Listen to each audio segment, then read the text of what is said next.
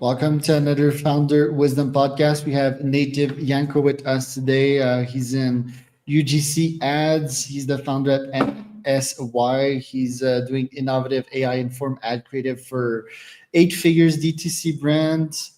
He was a football player before that. So interesting young guy here. Native, welcome to the pod.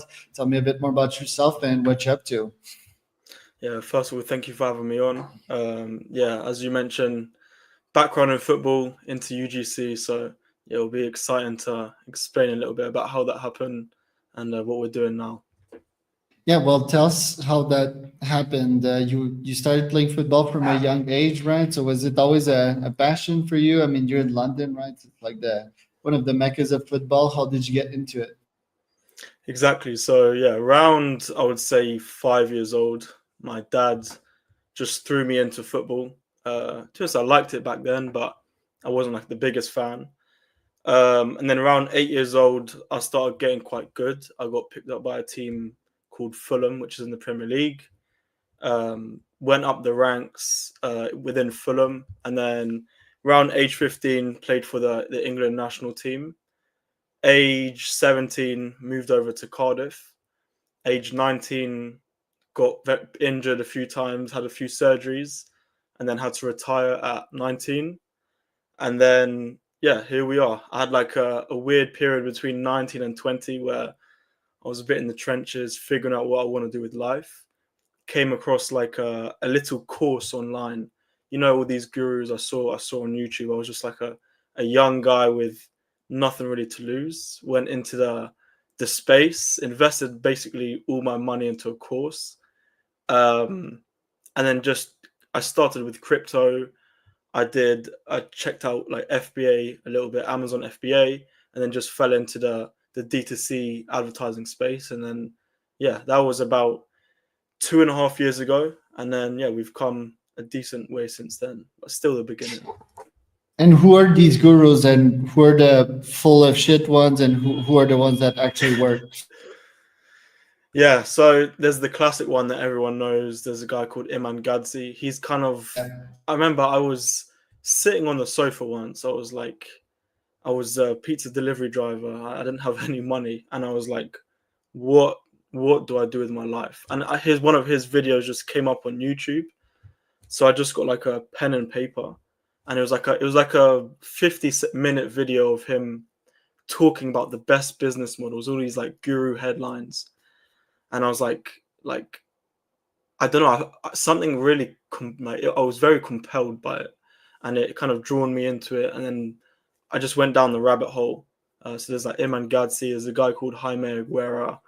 To be honest, a lot of people bash on these guys, but I really respect it. It's like maybe it's a bit not the best that they're selling like it's zero till you're going to get to 100K a month, but it's like a very good stepping stone, and it's like the portal that gets you into the space. So I'm actually very thankful for those kind of people, because without that like stimuli of it, or that catalyst, I wouldn't be where I am now, and a lot of other people wouldn't be there as well.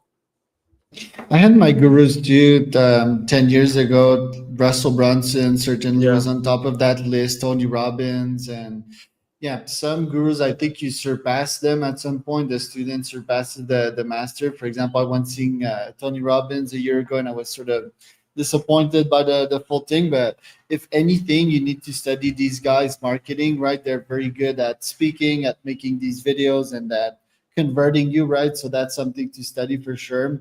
Want to ask you before the guru part. Let's get back to the football part. How did you react when when you got injured? Because that was like your dream to become a pro footballer. It was probably your parents' dream as well. Like, what was your yeah. reaction psychologically when you got injured? That was a very unique part of my life, I would say, because my whole identity was tied up in being like a football player since the age of 8 all the way through secondary school. I went to a football school. So like every day I woke up since the age of 8, I was like, I'm going to be a football player. Not like it's like I'm 100% sure this is my life. Nothing else is going to happen. School, I kind of went through. I wasn't terrible in school, to be fair, but it was kind of like a side thing. just to kind of like something you had to do at that age. But the inevitable goal was that I'm going to be a football player. So I had surgery at 17, shoulder surgery at 18, another one because the shoulder kept popping out. And then at 19, I literally came back from my injury, my second shoulder surgery. And then 2 weeks, I tore my MCL. And then I tried to come back from that, and like my body just kept breaking.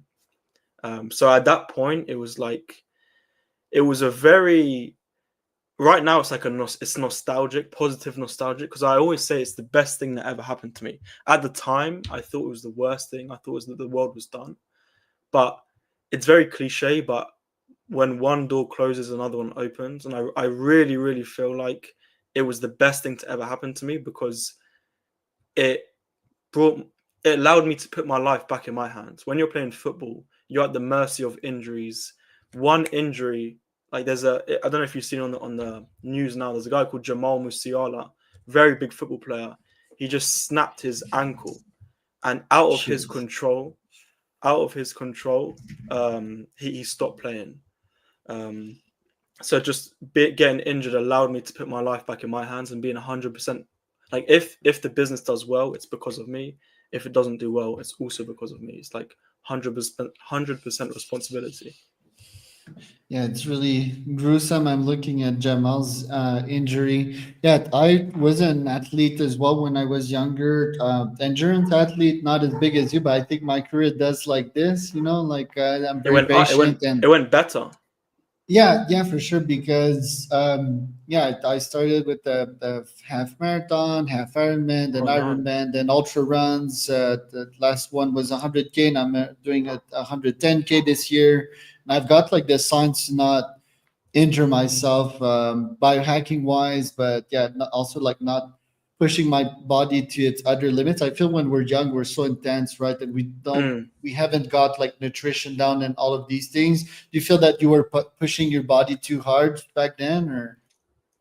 Yeah, so like it's funny you mentioned the 110K thing. So I haven't really I don't know why I haven't told many people, not even my family, but like I think I hurt my knee because of David Goggins. And like when you say 110K, that reminds me of David Goggins, because that he has a book called Can't Hurt Me. And while I was injured with my second injury, while I was recovering, I read that book.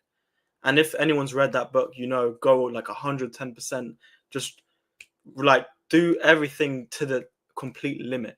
Yeah, run on So broken shins. exactly. So I was with my knees. Now that I look in hindsight, I was going very intense with running, jumping, and I don't think my body was ready for it. So as soon as I got back to playing football, my knee tore because I think I overworked that.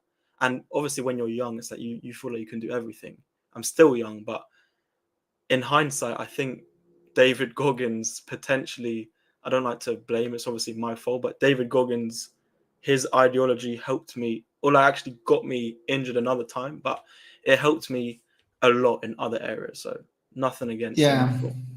Yeah, for sure. Well, Can't Hurt Me is the Bible. It's like a pain Bible, right? And I Yeah, think in some cases it's good to apply. Let's say that, I don't know, you're on the long run and your tummy hurts. Well, nothing's going to happen if you push it like 5 to 10K more. But yeah, if you have a big muscle injury, you just paid a shitload of money to get your shoulders fixed. You may not want to apply what's in that book, right? There's yeah, always like exceptions and specific rules, specific logic to arithmetic. And yeah, Goggins a genius in his own ways, right? He's not a scientist, but he's just like told us yeah, in a fragile world nowadays when everyone's complaining about everything while we're having like pretty much everything at the tip of our hands, like, hey, stop bitching up and just do the exactly. thing, and you'll have some gains and you'll get better with time and so forth. Now that happened to you when you were 19. One of my favorite formula when life slaps you across the face is to have a vengeance, right? So did you had your vengeance in the agency world? Did you took all that negative energy and converted it into something positive? Yeah, you don't even understand how much I use it's kind of like the dark arts. It's like if you watch Harry Potter, I believe it's like in the sixth one, it's like, I forgot his name. I think Snape. He, like, you've got the normal book, and then Snape's got his own book with all like the dark secrets. So that was kind of like me. I there was like the rule book on how to use an agency, but I had like deep like my ego was hurt, if you know what I mean. Like my ego was up here, and then I dropped all the way down. So I had like at 19, 20, 21, I was just like, I wasn't the nicest guy. I was just very, very, very like hungry, and nothing would get in my way. I was using all that negative energy. But yeah, thankfully I used that in a positive way, because I do know some people that I played with in football where they went down a dark path. Some of them committed suicide. Some of them are in the gang world right now that I knew when I was a kid. But yeah, the agency space has been like really good to me, especially recently. And yeah, I use a lot of that energy till this day, actually. I still But you feel like must I need have to prove had, stuff. yeah, we all do that. I mean, that's the best fuel. I think it's the greenest of fuel if you know how to master it well, right? Because a lot of guys may take that and, I don't know, put it into porn, into self Exactly. gratification, right? Like eating junk fucking food and alcohol and drugs and so forth. But yeah, if you, the best of addictions is work, right?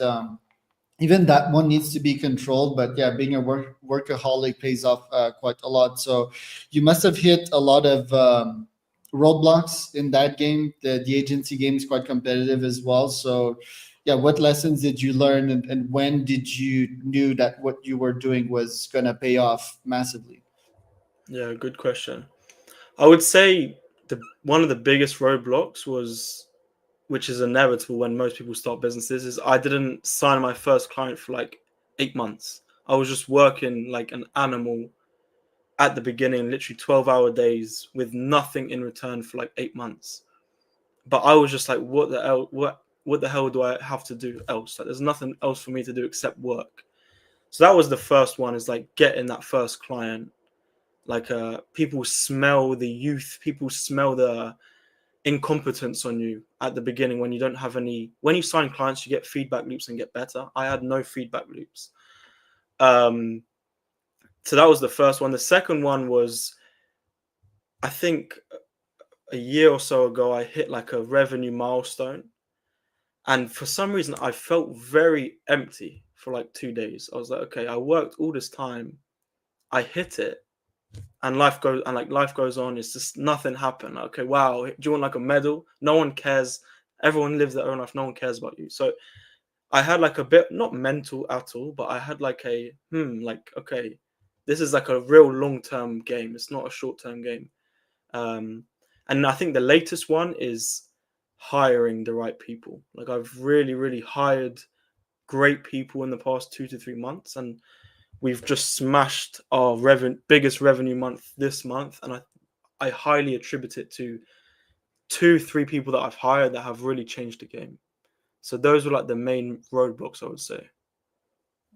And I had a young client not so long ago that was coaching, and I think he was probably a bit younger than you, and he had that age roadblock, right? Like people used to look at him and be like, "Yeah, how old are you?" and blah blah blah.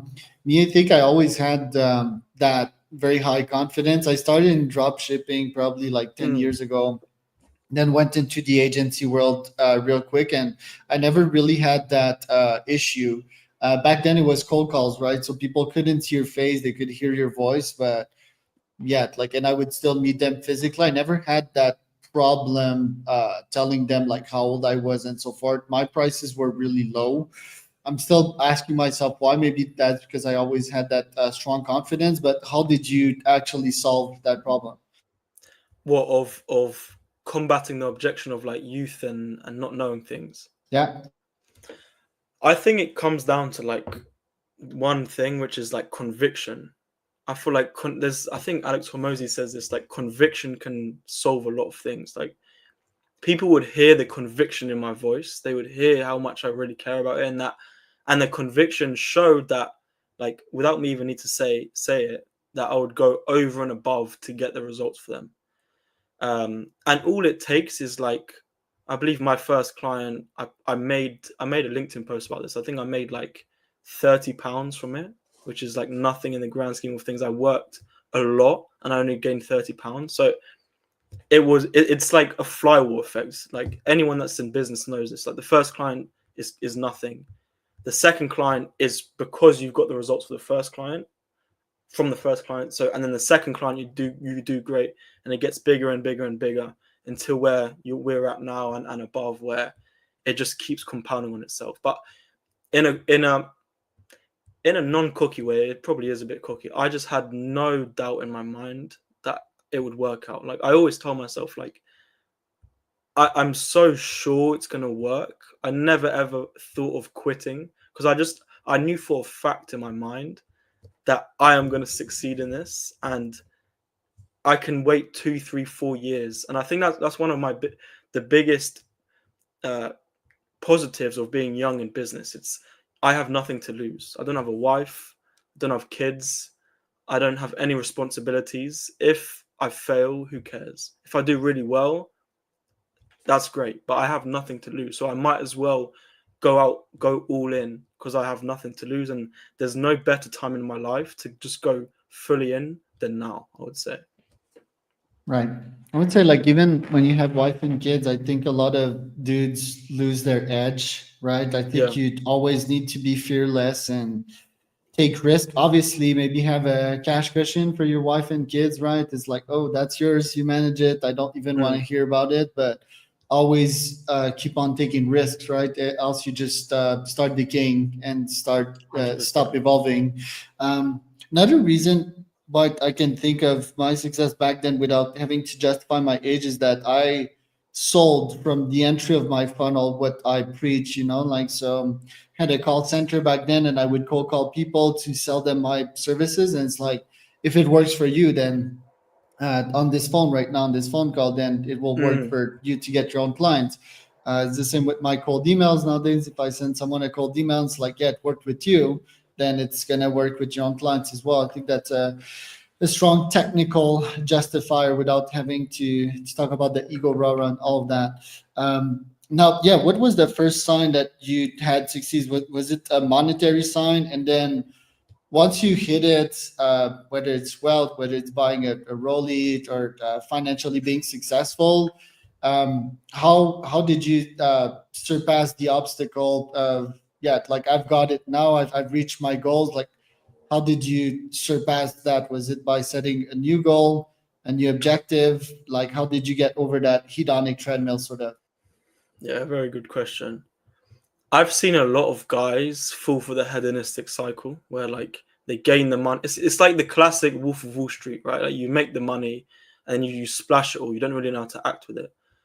For some reason, I didn't really have that, and I think it's because I don't know how, but actually I do know how. When I was driving in a like pizza delivery driver after I finished playing football, I fell into like a love for Stoicism, and in there they really speak about like living below your means and not getting engulfed from external materialistic things, because that's how you fall into the hedonistic trap. So I was actually really the opposite of that. I think too much on the other polar opposite. Like you've got hedonism and then you've got like suffering. I actively wanted to suffer. Even when I was making money, it was like it wasn't enough. I don't even like it's weird. My friends would invite me to go out and I would feel like I would feel angry. I was like, no, I don't deserve to go out, kind of.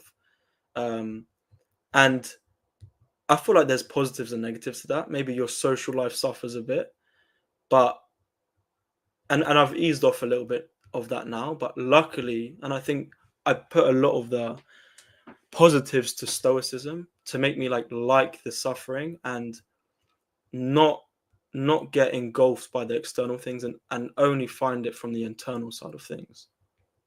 What do you have to say about gurus that their full message is like reach that wealth and luxuries? That isn't that sending the wrong message to their acolytes?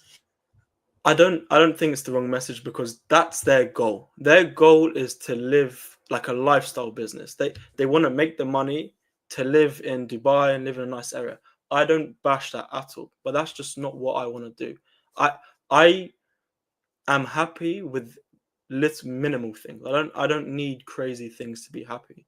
And again, I've got a lot of friends that do want the lifestyle business, and I don't judge them at all because they're optimizing for their goal, and I'm just optimizing for what my goal is, which is to build real big enterprise value and thinking like a long-term time horizon. And to get that, you need to act like that today.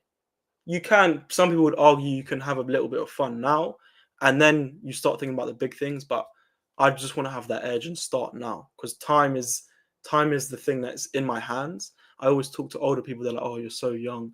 So I'm like, okay, I'm young, let me actually make the most of it instead of getting older and regretting that I didn't do it then, if that makes sense.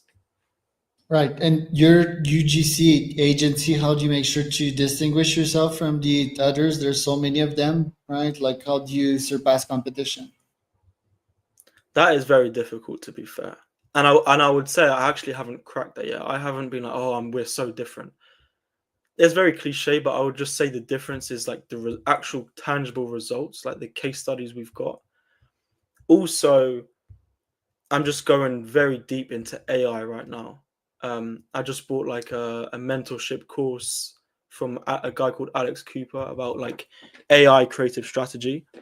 And I really, really think it's very cliche, but I really think it's the future. And the ones that have the first mover's advantage, they're going to win in the short term and also the long term. So I'm just really focused on AI.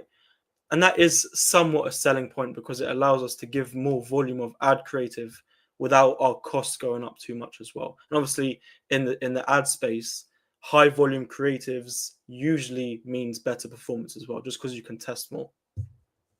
Right. And in what part of your tech stack do you actually use AI? Because the script is obvious, right? But in video, I don't think you can use AI yet to create compelling 10 to 30 seconds Mm. ads. So at what stage do you use AI?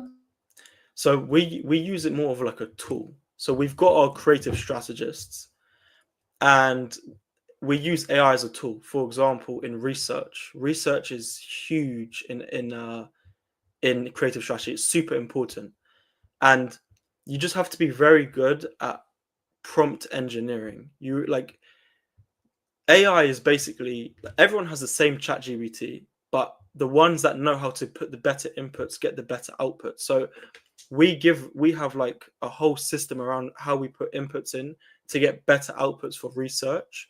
For example, there's a new Reddit function where you can ask Reddit like just a question like you would ask Google, and it will spit out all the information inside Reddit and give you an answer. So, for example, uh, what do people care about collagen? Why would people not buy a collagen product? And it would look through all Reddit and give us the exact reasons. And then that would inform our creative strategist on how to write better briefs, or then we'll use that information to put into ChatGPT to help us write better briefs for the creators, basically.